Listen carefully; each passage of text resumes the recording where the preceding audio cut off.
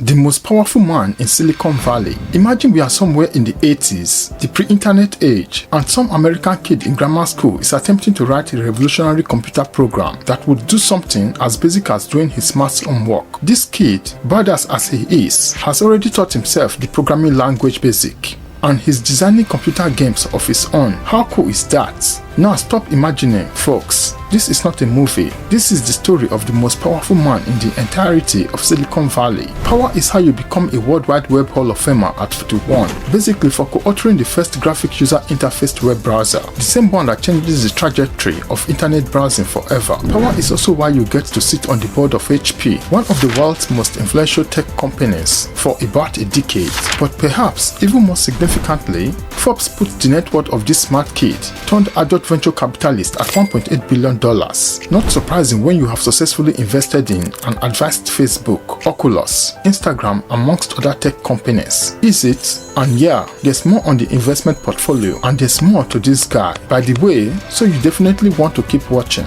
Early life and Netscape success. Marc Andreessen is the name, a sharp-witted Iowa native born on July 9, 1971, but raised in Wisconsin to parents Patricia and Andreessen, whose collective experience as workers in a seed company would later impart Marc's business acumen. But as destiny would have it, Marc's early days in grammar school were riddled with computer experiment with computer programs and tech gadgets, rather than with business strategy and balance sheets. So when he graduated from University of Illinois at Urbana-Champaign in 1993, it was with a computer science degree, and it was not surprising to say the least. Unsurprisingly again, Marc's adventurousness led him to learning at tech giant IBM while still a student. He also then worked in his school-own computer lab, the National Center for Supercomputing Applications. It was at NCSA where the first big steps into web browsing history would begin to unfold, and where the young Marc Andreessen would begin to lay claim as one of the most revolutionary figures in Silicon Valley for years to come. Soon enough, those big steps would lead to Mosaic, the first ever commercially successful web browser, and what even made Mosaic especially a massive hit was that it came with its own graphic user interface, which was compatible with a host of computers, including the then most popular Windows. Marc Andreessen was only 22. Mosaic then gave birth to Netscape, because right after Marc's graduation, and at the same period during his short stint at tech firm Enterprise Integration Corporation, IT guru and Silicon Graphics founder Jim Clark, whom Marc knew, proposed the idea of a world where Mosaic became not only an industry-changing computer software, but a billion-dollar company at that. Consequently, Mosaic became Mosaic Communications Corporation, with Marc Andreessen doubling as the co-founder and vice president of technology. Although the people at Marc's university were not exactly excited with the company's use of the word Mosaic, and so a change of name to Netscape Communications followed, and the Mosaic web browser became Netscape Navigator. And by the way, if you were wondering how the name Netscape came about, well, an employee called Greg Sands was cool enough to think it was a cool name, and yeah, they absolutely agreed with Greg. Success then followed for Netscape, when in August 1995, the company would go public, barely a year and a half after its establishment. To say the IPO was a big win is an understatement. Here's why. After initial trading at $40 per share, the stock's value went to close the day at a staggering $58.25 per share, hence a market value of $2.9 billion, completely unthinkable for a relatively new company at the time. The IPO was indeed a groundbreaking moment for Netscape and the internet industry as a whole, and those who remember it probably still call it the Netscape moment, due to the fact that it catapulted the interest and appeal for investment in other internet companies. Interestingly, perhaps the crowning moment in terms of fame for 24-year-old Marc Andreessen was when he made the cover for Time magazine. He was obviously more good-looking at the time, of course, but the future was certainly looking bright for Marc, because not only would he achieve even more fame and fortune, he do go on to gain even more influence in the tech industry in general. Andreessen Horowitz. Trust me, nothing screams influence than owning a venture capital in Silicon Valley, where some of the most profitable companies in the world are based, especially in the age of tech and the internet.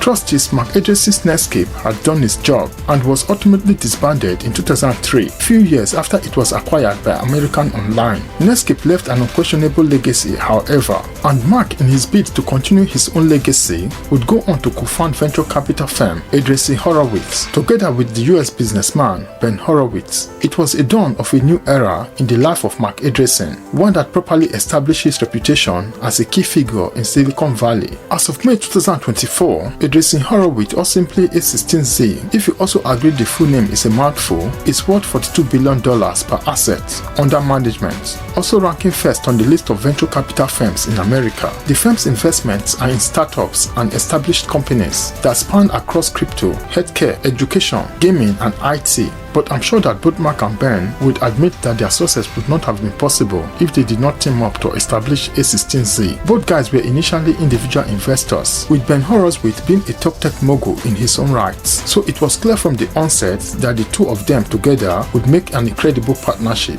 And so on July 6, 2009, after a few combined investments in up to 45 startups, Marc and Ben launched Andreessen Horowitz. A16Z was a collective vision that promoted a more hands-on approach to their investments, rather than the sit-back and watch style of the traditional American venture capital. This vision meant Andreessen Horowitz would provide a holistic approach in managing their portfolio by offering a wide range of services from marketing, research and analysis to strategic partnerships. And what's not, it was always about the long-term growth and profitability of their businesses they invested in, and not necessarily about the quick profits. Clearly, this approach has paid off, given their standing in the venture capital industry. Currently, A16Z has a portfolio that includes Twitter, Facebook, Airbnb, GitHub, OpenAI, Roblox, LinkedIn, and an awful lot more you have probably never heard before. In fact, a quick look at their website will give you a long list of their assets in alphabetical order. I promise you will scroll for a while to see the end of that list. The question then becomes, are all of these assets really successful? Well, you should know by now that Facebook and Twitter are the biggest hitters. The social media giant received $80 million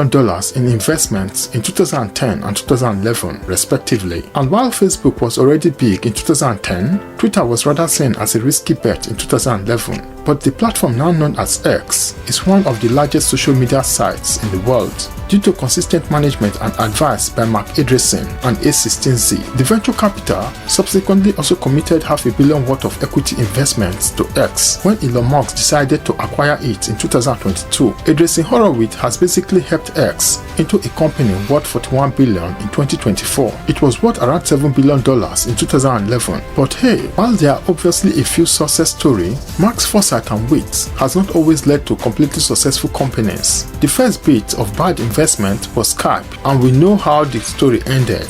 Although at the time of its true death, during the coronavirus pandemic in 2020, Skype had been long sold to Microsoft in 2011 for $8.5 billion, and Skype founders thought they turned a profit anyway. So maybe it was not even a bad investment by Andreessen Horowitz. After all, well, I will let you decide if it was or was not. Additionally, a few other bets came down the line, most notably life insurance company HealthIQ and crypto projects OpenBazaar and DM. They say 9 out of 10 startups fail. So if we could only find 4 failures in a billion, you can do the maths on what that success rate still looks like. The simple fact is that Andreessen Horowitz is the top venture capital firm around, and Marc Andreessen is at the heart of it. Influence on Silicon Valley. Andreessen Horowitz's biggest legacy is that they have not successfully made it fashionable for venture capitals to back startups before they become established businesses, provided they follow the blueprint of a hands-on approach rather than the just passive investment. Business website Filory.com lists up to 71 startups A16Z have bet on, and these startups are spread across a wide range of industries, including fintech, health, AI, sports, signifying the sheer reach of Andreessen Horowitz influence. Here's proof. Deal, the international payroll platform started in 2018, had their revenues balloon from $57 million in 2021 to about $500 million at the end of 2023. Primarily because Andreessen Horowitz invested somewhere around $20 million in the business in 2020 and kept investing more than $500 million in it. No surprises, industry experts call it one of the fastest growing startups in history. It is now valued around $12 billion. Want more proof? Netscape, the developer platform started in 2019, received up to $160 million across 3 funding rounds from Andreessen Horowitz. The company hit $119 million in 2023, has 605 workers, and is currently valued at $1 billion.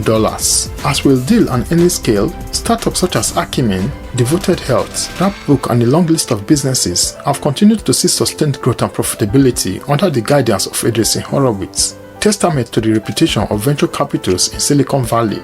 The startup industry has now also become key players in America's continuous technological innovation due to the sheer amount of billions venture capitals now pour into research and development of tech startups, and I'm talking billions of dollars. There's no doubt at all that Marc Andreessen and A16Z were the early pace setters and continue to do so. Power and influence. Again, the success of A16Z and Marc's personal projects like community building platform Ning have not made Marc obsessed with any investments and money. He understands the power of his voice, and boy does he use it. That's precisely why he delivered a philosopher-style 100-tweet sermon on techno-optimism some time ago.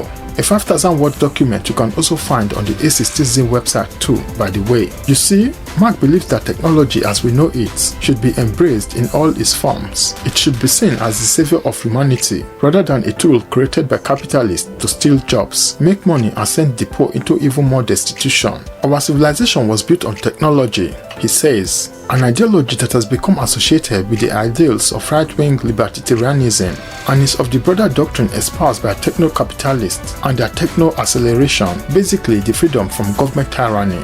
Well, many see him and his techno-optimistic manifesto as pretty convenient, especially for a guy whom industry people have come to call the kingmaker of Silicon Valley. They say it's a typical case of a mightily powerful and influential man wanting even more power and freedom to do what he wants. I mean, preaching for free, unhindered use of technology and artificial intelligence when it has made him obviously rich in spite of tech and AI very obvious dangers. Sounds like give me more money, I don't care who suffers for it. Car drivers will probably lose their jobs in a decade's time or so in an inevitable commercialization of self-driving cars. Even Hollywood scriptwriters are going on strike because certain producers are having AI write their scripts. So I don't know. Do you think it's convenient for Marc to preach a communist-style techno-optimist manifesto? Think about it and hold on to that answer for a while. So yeah, Marc Andreessen does really have a powerful voice. The powerful voice also means that businesses always want his advice on strategic planning and critical decision making. Facebook, the world's largest social media platform, are probably the biggest beneficiary of his knowledge. The Facebook Andreessen bromance always goes back to 2011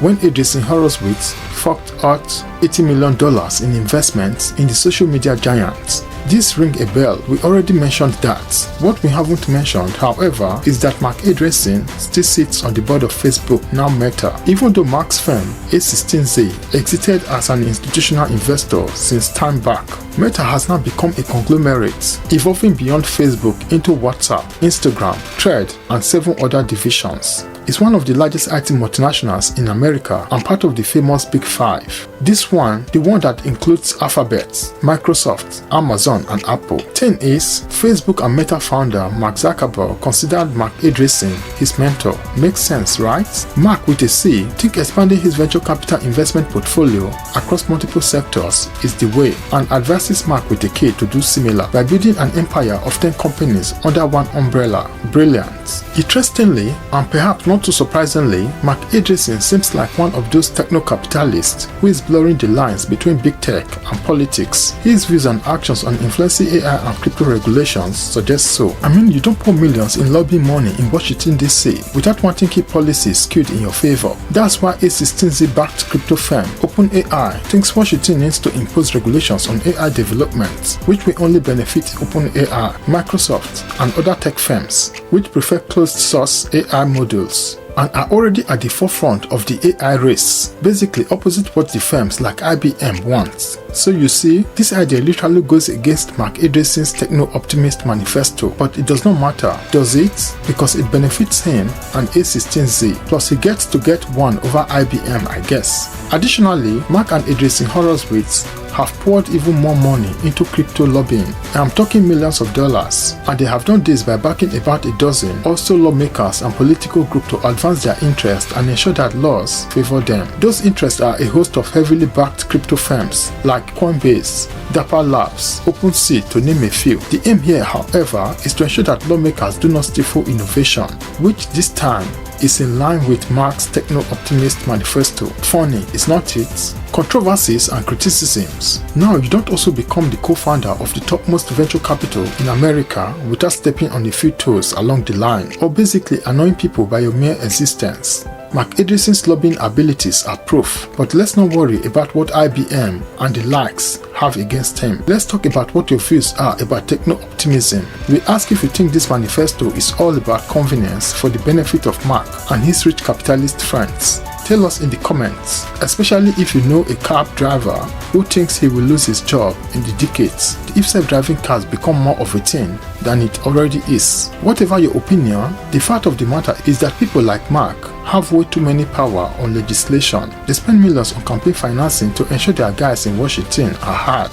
They also understand the gravity of their influence and don't sit in the background for Washington's bigwigs to dictate how they run their empires. Blog posts, podcasts, tweets, conferences, you name it, they are constantly in Washington's face. A16Z's American Dynamism Summit has been running for a few years, a platform that Marc Andreessen uses to spout his capitalist ideas. From education, manufacturing, and of course tech, to even audacious subjects like lobbying the Department of Defense. Well, probably not audacious enough for him, given he's been on the Homeland Security Council since 2022.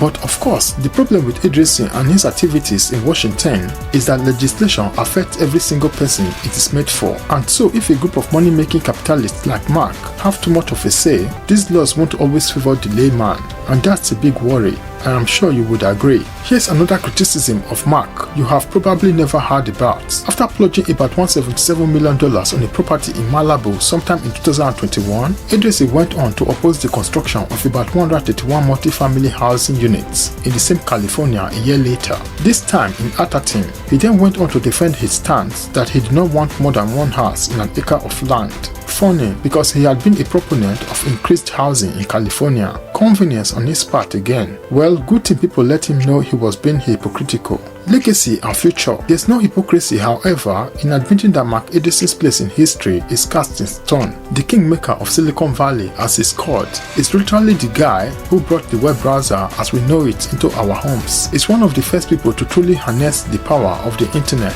And true to his kingmaker status, he runs the most powerful venture capital in Silicon Valley. Andreessen Horowitz invests in everything and have written the rules on venture capital investments. A quote on A16Z's website reads, "We believe in the future and bet the firm that way," emphasizing Marc's vision of staying with the bet for the long run and do whatever needs to be done to keep it profitable. The future is certainly for people like Marc Andreessen. That's the sweet or not so sweet truth. He runs his community networking platform Nig, by the way. He even implemented the now common monetization system on it about 5 years ago. And he's still looking ahead to expand his influence beyond Andreessen Horowitz and Washington DC. Who knows what's next? He might one day decide to run for president. You think he can? Don't be too surprised if he did. Ladies and gentlemen, Marc Andreessen, the most powerful man in Silicon Valley.